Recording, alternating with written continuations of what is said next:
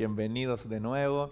Mi nombre es Noé, soy el pastor de esta iglesia y estoy contento de seguir con nuestra serie que se titula Somos Iglesia. Y hoy vamos a hablar de un tema que nos interesa quizá a todos con diferentes ópticas, quizá a los jóvenes de una manera, a los adolescentes, quizá a los adultos de otra. Y vamos a hablar de los peligros de la religiosidad, ¿vale? Según en qué etapa de la vida estemos o la experiencia que hayamos tenido con el cristianismo o con otras religiones, vemos este tema de una manera u otra, pero es un tema seguro que va a resultar interesante para todos. Y vamos a ir a nuestra lectura. Vamos a Primera de Tesalonicenses y vamos a leer aquí la palabra del Señor. Primera de Tesalonicenses, capítulo 3, versículo 12. Vamos a leer ahí juntos. Primera de Tesalonicenses 3, 12 dice: que el Señor os haga crecer para que os améis más y más unos a otros. Y a todos, por si quedaba duda, tal como nosotros os amamos a vosotros.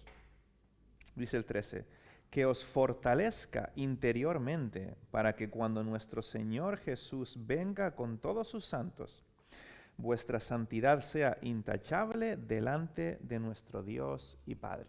Y vamos a saltar al capítulo 4, unos versículos más adelante. Sigue el apóstol con la misma temática. El versículo 9 dice: en cuanto al amor fraternal, no necesitáis que os escribamos, porque Dios mismo os ha enseñado a amaros unos a otros. Dice el 10. En efecto, vosotros amáis a todos los hermanos que viven en Macedonia. Punto. No obstante, hermanos, os animamos a amaros aún más.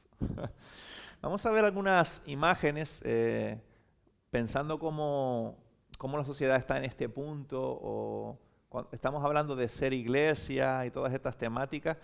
Pero no sé qué se nos viene a la mente cuando hablamos de iglesia, o qué se le viene a la sociedad cuando hablamos de iglesia, o qué se le viene a Google cuando hablamos de iglesia. Entonces tecleé primero ahí en un banco de imágenes gratuito, iglesia, a ver qué me salía. Y vamos a empezar a poner las imágenes. Ponemos la primera, porfa. La primera imagen, ahí está. Esa es una de las primeras imágenes que salía y es curioso lo que transmite, porque se puede ver claramente que hay ahí una capilla, está como en un sitio muy bonito, muy verde, pero hay una curiosidad ahí, y es que la iglesia, si esa capilla es la iglesia, está muy lejos de la ciudad.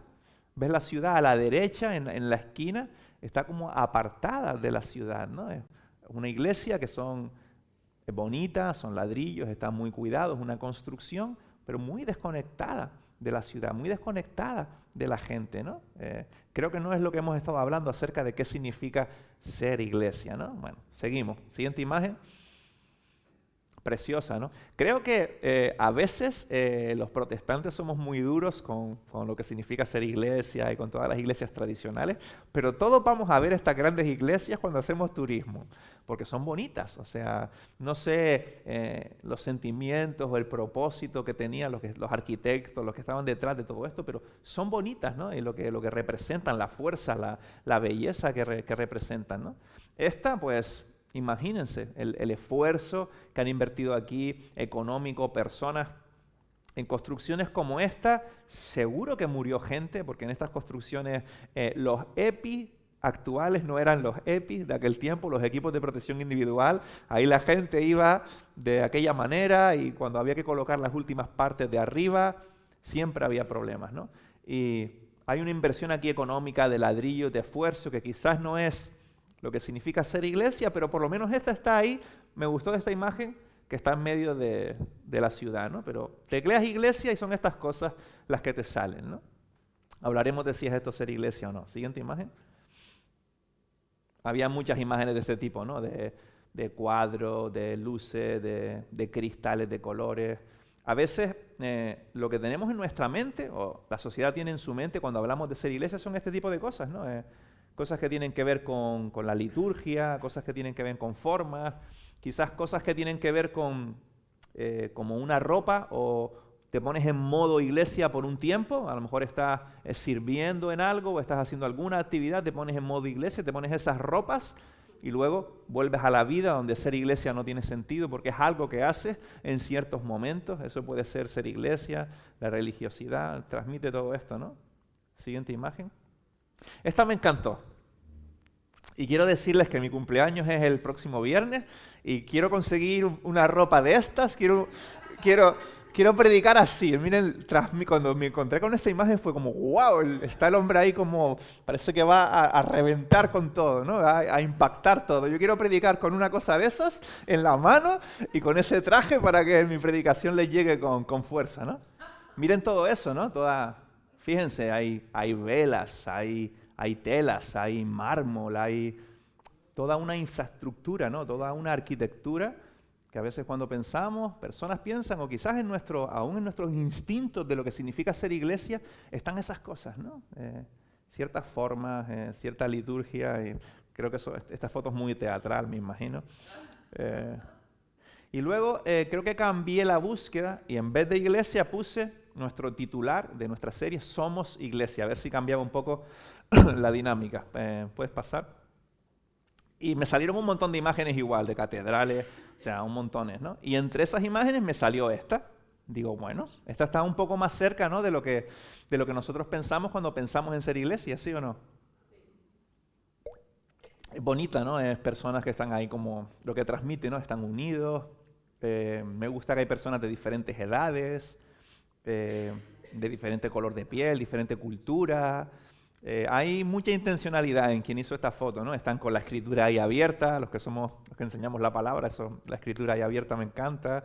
Dispositivos móviles, ¿no? Algo actual. Transmite mucho y me encanta, ¿no? Es parte de ser iglesia, es lo que está sucediendo ahí, pero es mucho más que eso. Porque a veces también, ya esto se acerca quizás más a nuestras percepciones de lo que significa ser iglesia, ¿no? Un grupo pequeño, un culto, el momento en el que abres tu Biblia. Pero ser iglesia también es cuando estas personas se levantan y van a sus trabajos, están por la calle, se encuentran con un vecino, están con su familia en la noche cenando. Ahí también somos iglesia. Es mucho más que esto, aunque esto me encanta, esto me gusta, ¿vale? Siguiente. Esta es muy anecdótica. Esta es muy anecdótica. Ahí hay muchísimo, ¿no?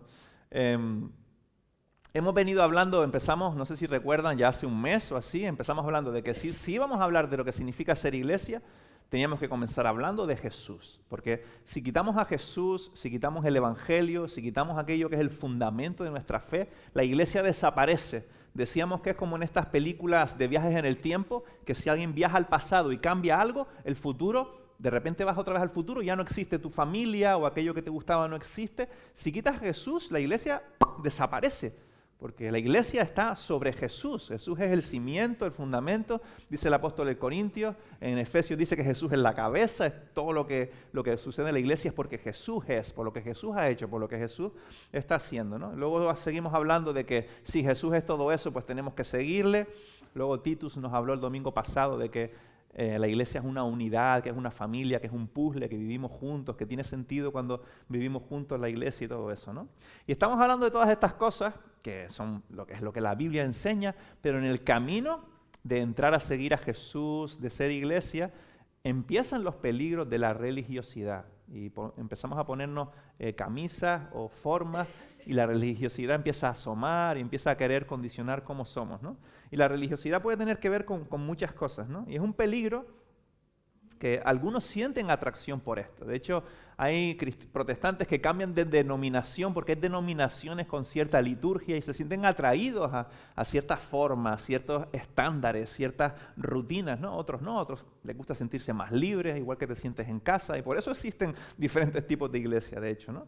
Y otros sienten un rechazo increíble. Normalmente los jóvenes, los adolescentes sienten un rechazo por las formas y quieren experimentar normalmente la iglesia como experimentan otras cosas en su cultura, en su mundo, que no haya un choque tan grande, que el choque sea lo que crees, lo que confiesas, la cosmovisión de lo que significa ser creyente, pero no las formas, no las estructuras, ¿no? Y la religiosidad tiene que ver con muchas cosas, como decía. Puede tener que ver con formas, como veíamos en las imágenes, puede tener que ver con requisitos. Si quieres ser de nuestro grupo, es Jesús, pero en el contexto hay ciertos requisitos, ¿no? Que pueden tener que ver con participar en ciertas cosas, con ciertas formas de vestir, con ciertas formas de ser, con más o menos ser todos muy parecidos, ¿no? Y como hay requisitos, como hay formas, como hay condicionantes que empiezan a formar lo que es ser iglesia, llegan los juicios. Empezamos a juzgar a los que no encajan ahí, a personas que confiesan a Jesús, pero no encajan en esas formas, en esas expectativas religiosas, cosas que hemos ido añadiendo para que esto suene bien, para que se vea bien, para ser iglesia como se supone que tenemos que ser iglesia. Hay unos requisitos ahí un poco implícitos que si no entras por ahí, y no sé si te has sentido así, a veces en iglesias muy estructuradas, quizás más grandes, donde hay ciertas formas, si no bailas más o menos al son de esas iglesias, te sientes un poco, hay ciertas cosas que te hacen sentirte un poco fuera de lugar, o quizás no van a contar contigo mucho, ciertas cosas, ¿no? Porque se empieza a observar a otros y a juzgar a otros. Y ahí la iglesia se pone patas arriba, porque es justo lo contrario a lo que Jesús quiere que la iglesia sea. Un sitio donde enfermos se curan unos a otros, se aceptan, se abrazan, caminan juntos con sus fallos mientras Dios hace algo con todos ellos, ¿no? Voy a resumir todas estas ideas porque es un tema amplio, ¿no? Hay libros escritos acerca de este tema y no quiero abarcarlo todo. Entonces voy a resumirlo, voy a concentrarme en dos afirmaciones, en dos proposiciones, para hacerlo sencillo. Son estas. Una es, la religiosidad tiene que ver con juzgar. Porque la religiosidad es un contenido de formas que si tú estás ahí, genial, mira, yo me he visto cómo me tengo que vestir, hablo como tengo que hablar, participo en las cosas que tengo que participar, cumplo con lo que tengo que cumplir, bien, aquel no lo está haciendo. Entonces yo soy mejor que aquel no está bailando al ritmo de lo que se supone que tiene que bailar y comienzas a juzgar. ¿Y sabes por qué lo sé? Porque yo lo he hecho, porque yo he juzgado y mucho, y a veces todavía tenemos esas tendencias. Digo esto muchas veces, mientras tengamos estos pies en este suelo llamado tierra, el pecado y estas sombras están en nuestro corazón, están en la gente de afuera, están en la gente de dentro, están en todos nosotros, ¿no? La religiosidad siempre tiene que ver con observar y juzgar. Y esto le encanta al enemigo, por quitar la mirada de nosotros mismos y empezar a ver cómo otros se supone que necesitan a Jesús, ¿no? Ser iglesia, voy a resumirlo así, ser iglesia en santificación, en santidad, ser la iglesia que Dios quiere que seamos, tiene que ver con amar. Voy a resumirlo así, tiene que ver con amar. ¿Y qué vemos en esta imagen? Podríamos hacer una mesa redonda, ¿no? Y usar esta imagen como una metáfora y comenzar a qué significa o qué quería transmitir el autor del dibujo con todo esto. Podríamos empezar a hablar de esto, ¿no? Pero fíjense, está la ciudad en el fondo, ¿no? Ellos están como en la primera imagen que vimos, un poco apartados, construyendo una iglesia. Y están todos, está hasta el bebé ahí sosteniendo la pared, la señora con los ladrillos, el otro con el pico, el señor con el plano, todos muy ocupados en construir algo. Están ocupados en hacer un edificio. Y es bonita la imagen, pero desvirtúa lo que significa ser iglesia. Está transmitiendo que ser iglesia es un edificio que podemos construir, no sabemos bien para qué, no sabemos bien qué valor tiene. De hecho, el edificio tiene ese titular ahí bien grande. Estamos construyendo la iglesia, ¿no? Y están todos muy ocupados en construir esto, cuando están dejando quizás de lado muchos llamamientos de la Escritura, ¿no? Quizás algunos de ellos tienen, no sé, un padre enfermo al que podrían cuidar, amigos con los que podrían pasar tiempo para alcanzarlos, para en algún momento compartirles su fe, en vez de estar construyendo un edificio al que llamar iglesia. Y a veces me ha pasado y nos puede pasar que nos liamos tanto, sea cual sea la metáfora, construyendo, manteniendo, reparando el edificio, las estructuras o lo que hemos hecho de la iglesia, que nos quedamos sin tiempo o perdemos el enfoque de lo que significa ser iglesia y a qué nos deberíamos dedicar si somos la iglesia. Bueno, es muy interesante. No sé cómo te sientan estas proposiciones cuando digo que la religiosidad tiene que ver con juzgar, que ser iglesia tiene que ver con amar. Si te incomodan, si te traen dudas, si quizás ponen un poco de relieve dónde está tu corazón, sin duda ponen de relieve dónde está mi corazón. Algunas proposiciones más para seguir reflexionando juntos, ¿vale? Algunas frases interesantes. Mira una.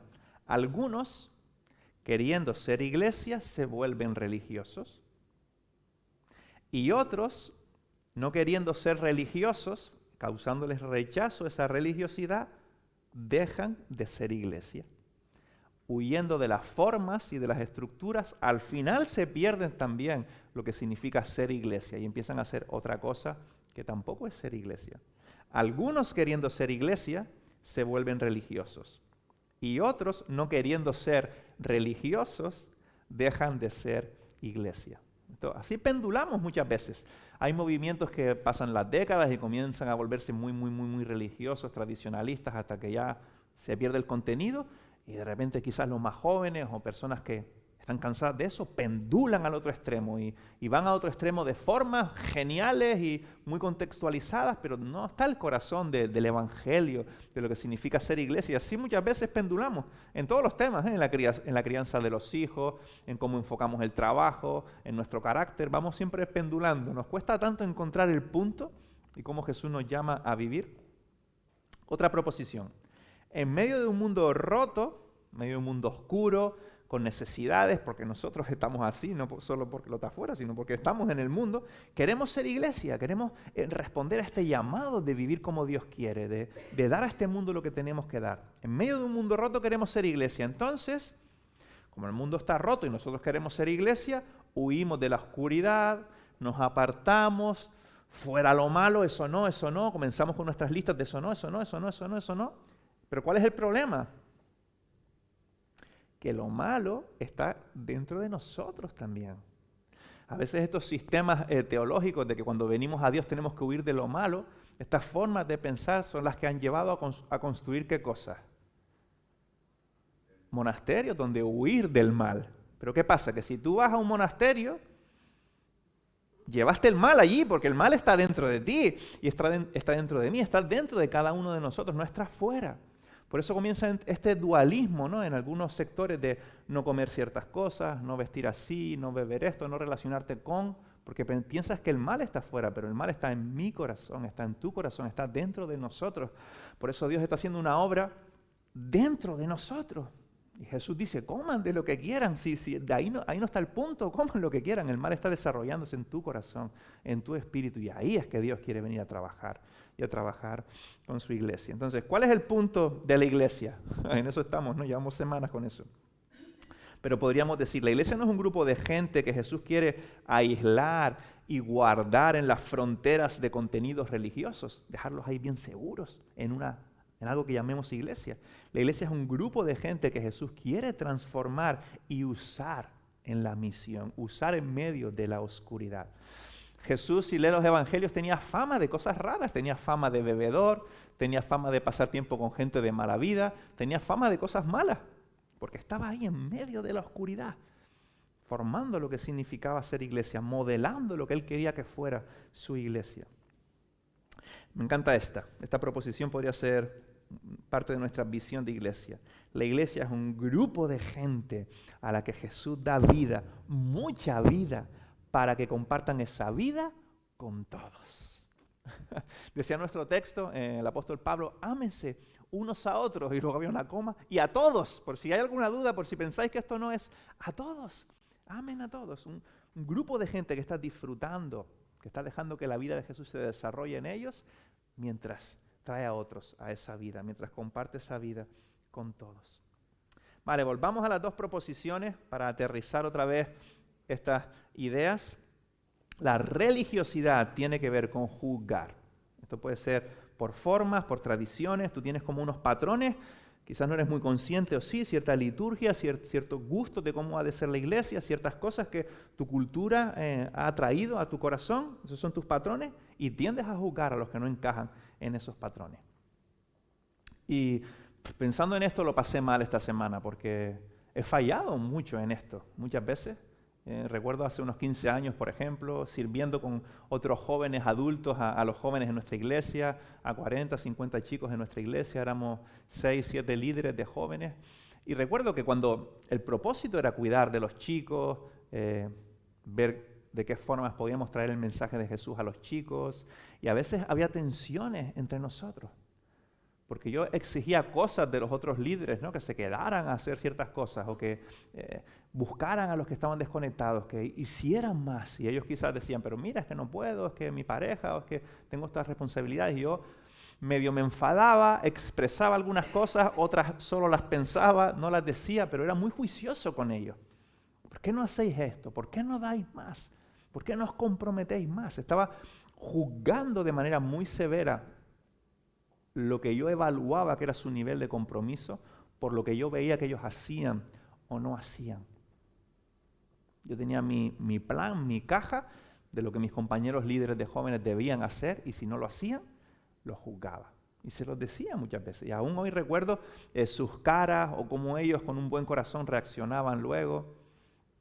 O por mi nivel de expectativas tan duro, cómo sufrían luego porque sentían que no estaban haciendo las cosas bien porque yo les machacaba. Y hoy me duele mucho haber sido tan juicioso, haber entendido de manera tan imperfecta cómo funciona la gracia de Dios y cómo funciona mi propio corazón, con tantos fallos también, con tanta oscuridad también. Estaba tan equivocado, porque la religiosidad tiene que ver con juzgar. En cambio, ser iglesia tiene que ver con amar, con pensar bien del otro. No sabemos las intenciones que el otro tiene. A veces las personas no tienen excusas, sino tienen motivos para no estar en lo que tú crees que deben estar o no dar en el nivel que tú crees que tienen que dar. Están en su propio camino, están en su propio proceso. Igual que nosotros hemos estado en nuestros propios procesos, no están en ese punto quizás de dar lo que tú crees que tienen que dar. A veces queremos como exprimir a la gente, ver qué la gente puede ofrecernos o cómo puede ayudarnos a hacer lo que queremos hacer en la iglesia, en las actividades que queremos llevar adelante, o que estén en el punto que queremos que estén. Y Jesús está construyendo su iglesia a su ritmo. Piensa en la paciencia que Dios ha tenido contigo. Y a veces esto es lo que más me choca. Después de 20 años siguiendo a Dios y pensar en todos estos años, la paciencia que Dios ha tenido conmigo, siempre no ha sido duro. Normalmente Dios, cuando ha trabajado conmigo y me ha llevado a madurar, a caminar, ha sido porque su gracia y la manera en la que Él tenía paciencia, amor y espera conmigo, me rompía. Su gracia, su amor, su virtud, no sus exigencias. Porque a ninguno de nosotros nos atrae un Dios tirano. Si por algo se identifica el movimiento evangélico protestante es por un Dios lleno de gracia, que atrae a su gente con esa gracia. Es su gracia lo que nos transforma, lo que nos atrae, lo que nos seduce con lazos de amor, nos atrae. Es tan atractiva su virtud, su gracia, su amor que nos atrae. No es severo. Será severo con los que le rechacen, lo será un día. Por eso predicamos el Evangelio, invitamos a las personas a venir a Jesús, porque un día hará juicio, porque es un Dios bueno, es un Dios santo y un Dios justo también. Pero con sus hijos, lleno de gracia, lleno de amor, seduciéndonos siempre con su amor. Y la iglesia tiene que tener que ver con este amor. Y déjame mostrártelo en nuestro texto, porque si estos son solo mis ideas, estamos en problemas religiosos. Pero si estas son las verdades de la Escritura, hacemos bien en escuchar. Así que vamos a volver ahí, a Primera de Tesalonicenses, y vamos a hacer como una lectura comprensiva a través de los versículos ahí, a ver qué otra cosa puede mostrarnos el Señor ahí.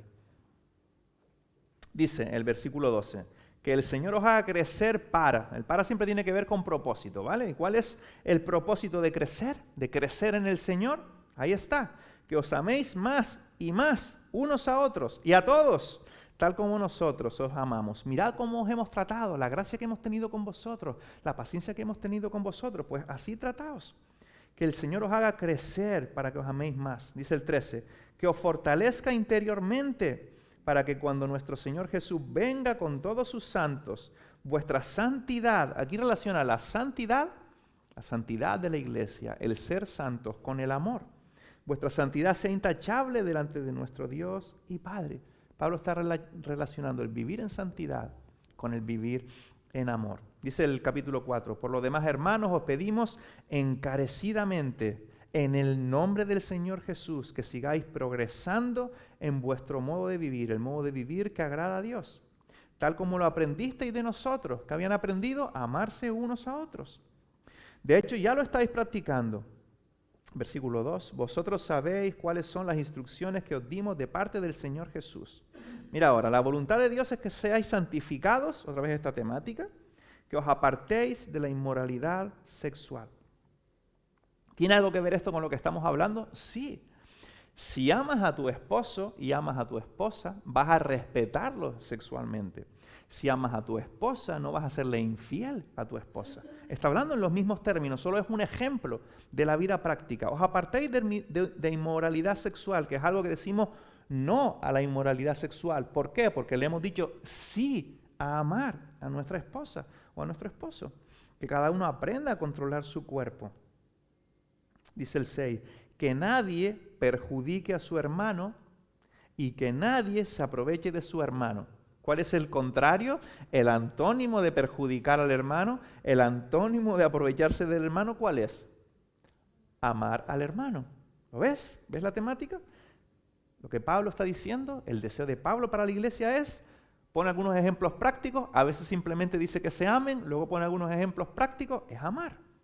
El Señor castiga todo esto, como ya os hemos dicho y advertido. Dios no nos llamó a la impureza, sino a la santidad. Ser iglesia en santidad no es vivir en religiosidad, sino vivir en amor. ¿Ves la dinámica, el juego en el texto? Dice el 8, por tanto, el que rechaza estas instrucciones, mira qué duro se pone aquí el apóstol, no rechaza a un hombre, sino a Dios, quien os ha dado el Espíritu Santo. Versículo 9, aquí otra vez explícitamente dice, en cuanto al amor fraternal, vuelve a sacar el tema al final de este discurso.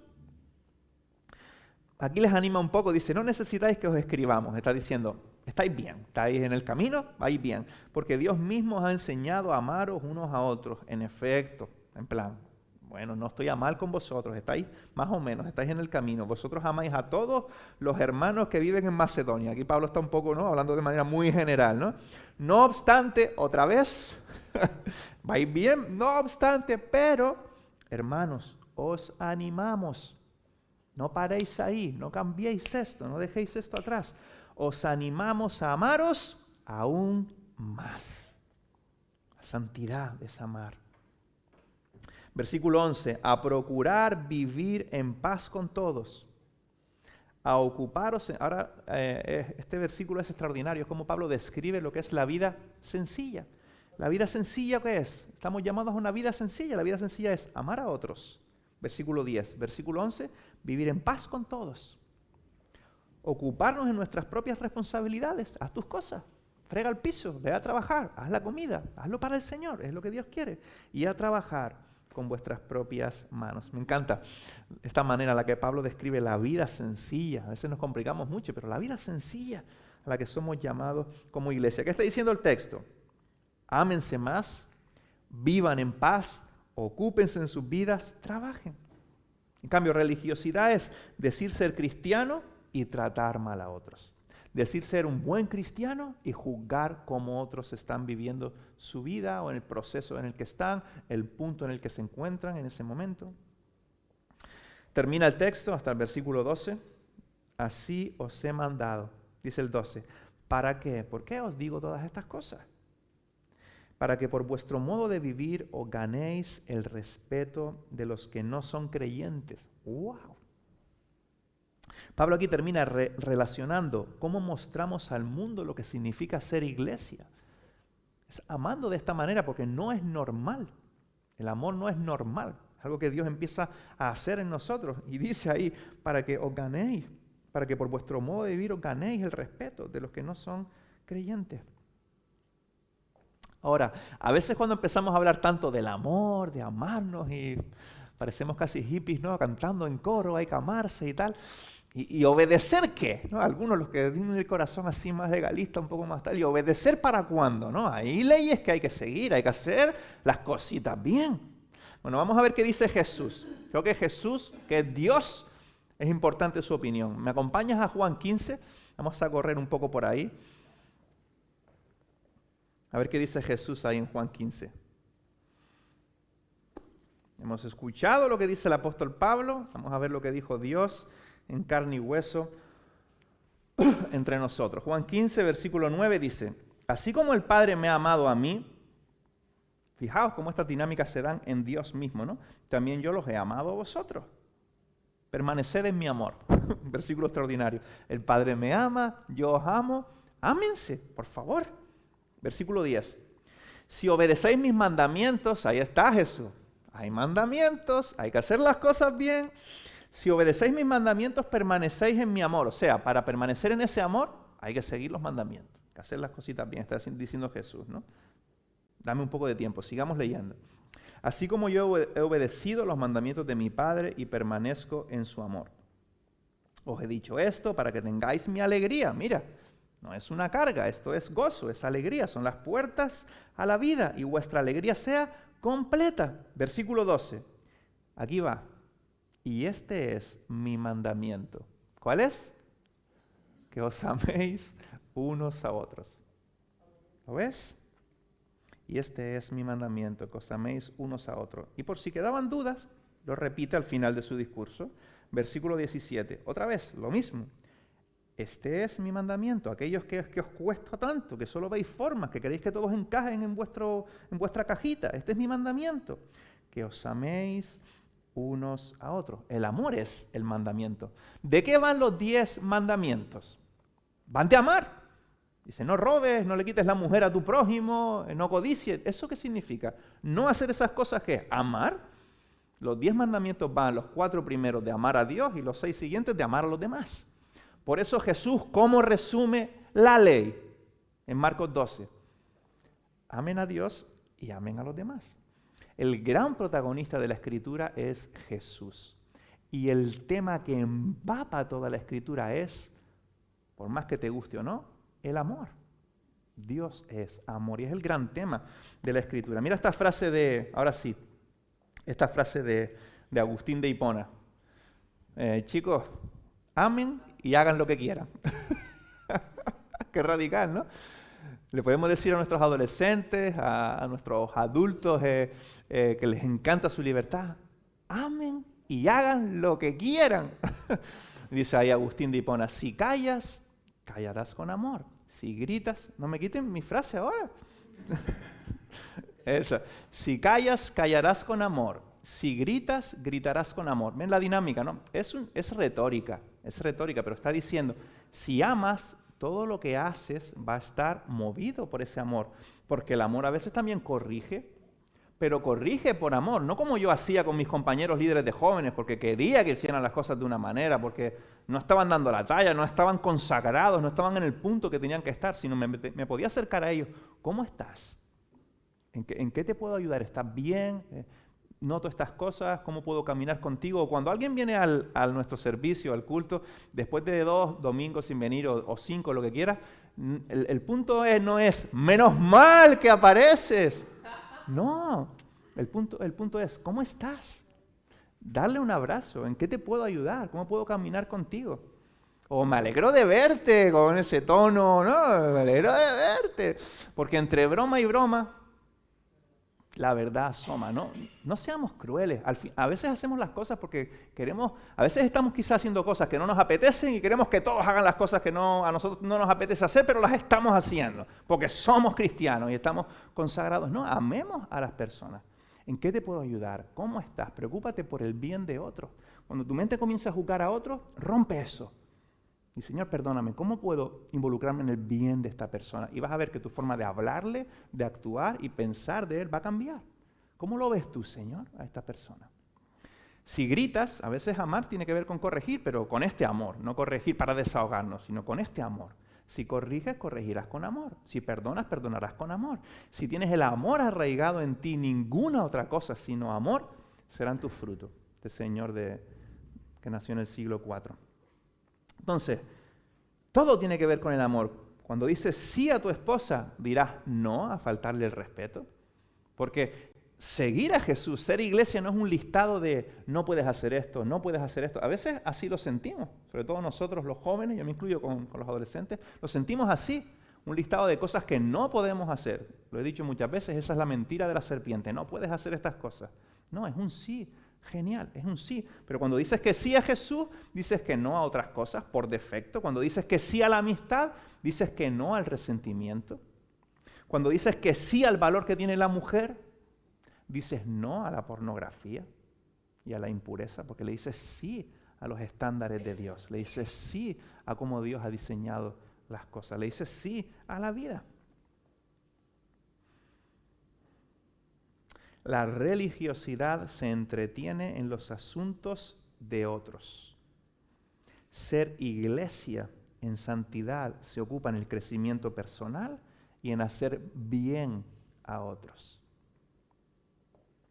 Nuestro lema en la entrada dice, me encanta, ¿no? Celebrando el amor de Dios y sirviendo a nuestra ciudad. Hay mucha virtud en una frase tan corta con tanto contenido bonito, ¿no? Celebrando el amor de Dios y sirviendo a nuestra ciudad. Y esto nos toca muy de cerca porque todos tenemos un pequeño religioso, un pequeño fariseo ahí. Todos lo tenemos ahí un poco porque somos así. El Señor está trabajando con nosotros, Él tiene gracia y paciencia con nosotros, no pasa nada. Entonces, todo esto nos toca a nivel personal, pero también quería hacer un llamamiento a como iglesia pensar, si ser iglesia es esto, es amar, es celebrar el amor de Dios y servir a nuestra ciudad, ¿cómo quiere el Señor que avancemos como iglesia? ¿O cómo vas a participar tú en cómo la iglesia está avanzando? ¿Qué hacemos? ¿Añadir un montón de cultos más? ¿Llenarlo todo de actividades? ¿Hacer lo que la iglesia ha hecho por los últimos siglos y llenar el tiempo para no pensar en otras cosas? ¿O pensamos juntos en cómo ser iglesia en el presente donde nos ha tocado vivir? Donde tenemos móviles que nos conectan. Entonces pensemos, os quiero hacer un llamamiento de verdad a pensar y a orar en cómo ser iglesia juntos. Cómo celebrar el amor de Dios y servir a nuestra ciudad. Ese es el qué, ¿no? El qué tenemos que hacer, pero ¿cómo lo hacemos? Porque no quiero llenar todo de actividades o de programas que no tengan que ver con un propósito, con hacia dónde queremos ir como iglesia, cómo podemos involucrarnos en nuestros pueblos, los pueblos donde vivimos. Así que os hago un llamamiento a pensar juntos y que tengamos una conversación y estemos orando por cómo quiere el Señor que como iglesia vivamos en el presente, en nuestros pueblos y ser luz y celebrar el amor de Dios en lo público, en lo privado, en los grupos, en la ciudad. Y cómo servir nuestra ciudad, en qué cosas Dios quiere que nos involucremos en nuestra ciudad, en qué dinámicas de lo que está sucediendo podemos hacer bien a otros, dedicarnos a servir a otros. Así que os animo de verdad a orar por esto. La religiosidad tiene que ver con juzgar. Ser iglesia tiene que ver con amar. Y hoy no me puse el cronómetro, lo siento chicos, se me olvidó, no sé cuánto he tardado, les prometí a los chicos que no me iba a pasar de 30 minutos. Y vamos a terminar en Tesalonicenses, porque ¿cuál es el antídoto a la religiosidad que está ahí? Es siempre queriendo salir. El antídoto es Jesús, el antídoto es el Evangelio, el antídoto es la cruz, donde somos recordados de nuestra propia maldad, no de la de los otros, pero también somos recordados de que hay perdón y hay vida para el presente y para el futuro. Y Pablo termina así, siempre lo hace. Lee cualquier carta de Pablo y está metiendo a Jesús y el Evangelio y la gracia por todas partes todo el tiempo. Y miren cómo termina, me encanta. Tesalonicenses, donde estábamos, al final, capítulo 5, versículo 9, dice. Aquí Pablo ha terminado de hablar del amor, de la fe, de todos estos temas bonitos, y va a Jesús, pone nuestra atención en quién Dios es. Pues Dios no nos destinó a sufrir el castigo, sino a recibir la salvación por medio de nuestro Señor Jesucristo. Estas verdades son las que, cuando nuestro corazón está duro, juicioso, vuelven a enternecerlo. Hemos sido perdonados, hemos sido salvos, tenemos una esperanza, nos espera un lugar mejor, tenemos un Salvador, porque Dios no nos destinó a sufrir el castigo, sino a recibir la salvación por medio de nuestro Señor Jesús. Dice el 10, aquí va el Evangelio, Él murió por nosotros. Ese es el ejemplo del amor. Él, Jesús, murió por nosotros, para que en la vida o en la muerte vivamos con Él. Gracias, Señor. Se acaban las palabras cuando llegamos a la cruz. Se acaban nuestros argumentos, nuestros peros, y se despierta nuestra adoración, nuestra gratitud y nuestro asombro. Y nos acercamos en ti muy humildes, Señor, porque Tu palabra nos recuerda y nos hace conscientes de quiénes somos. Al mismo tiempo, como dice nuestro lema, celebramos tu amor, porque en tu gracia podemos venir a ti a disfrutar de tu abrazo, a pesar de nosotros mismos, de tu aceptación incondicional, encontrar vida, propósito, todo aquello que necesitamos para servir a nuestra ciudad, empezando por cada uno de nosotros, por nuestra familia, nuestros hermanos, las dinámicas de nuestros pueblos. Y Señor, ayúdanos también, como veíamos en esta imagen de dibujos, muchas veces construimos nuestra iglesia y nos enfocamos en cosas que quizá nos quitan la energía y nos roban la pasión. Y no queremos, Señor, no queremos. Y con toda la humildad del mundo te pedimos en esta nueva etapa que comenzamos, danos tu luz para caminar en tu luz. Si tenemos que romper dinámicas que están desenfocándonos y robándonos la energía, danos luz, queremos hacerlo. Danos la valentía de seguirte, de ser iglesia en el presente, de no arrastrar formas, tradiciones y mecanismos. También cuídanos de pendular. No queremos romper por romper, queremos seguirte de verdad, con sabiduría, con prudencia, pero con pasión, y hacer las cosas que hay que hacer. Así que ayúdanos. Yo soy uno más entre muchos aquí. Ayúdanos como pueblo, como tu familia aquí en San Feliu, en Palamos, en Caloña, en toda esta comarca. Danos tu luz para saber cómo caminar como iglesia. Para no solo centrarnos en lo que necesitamos, sino tener la capacidad de abrirnos a nuestros pueblos, cómo invertir nuestra vida en nuestros pueblos, cómo estar accesibles a la gente. Yo tengo mis limitaciones, mis dones, mi llamado, pero sé que aquí hay personas con otros dones, con otros llamados, con otras pasiones, con otras capacidades. Ayúdanos a caminar juntos como tu iglesia, a ser iglesia en medio del mundo, no dentro de 4 paredes que hemos construido muy bonitas. Al mismo tiempo, gracias por tiempos como este, donde 1 a 2 horas a la semana nos reunimos a celebrar la fe, a celebrar tu amor. Pero queremos vivir cada minuto de nuestra vida siendo tu iglesia. Y gracias por Jesús, una vez más. Él da significado a todo. Si seguimos adelante es porque Él es quien dice ser y creemos en Él y confiamos en Él y queremos seguirle a Él. Así que oramos por su nombre, por sus méritos y por todo lo que Él ha hecho en nuestras vidas. Amén.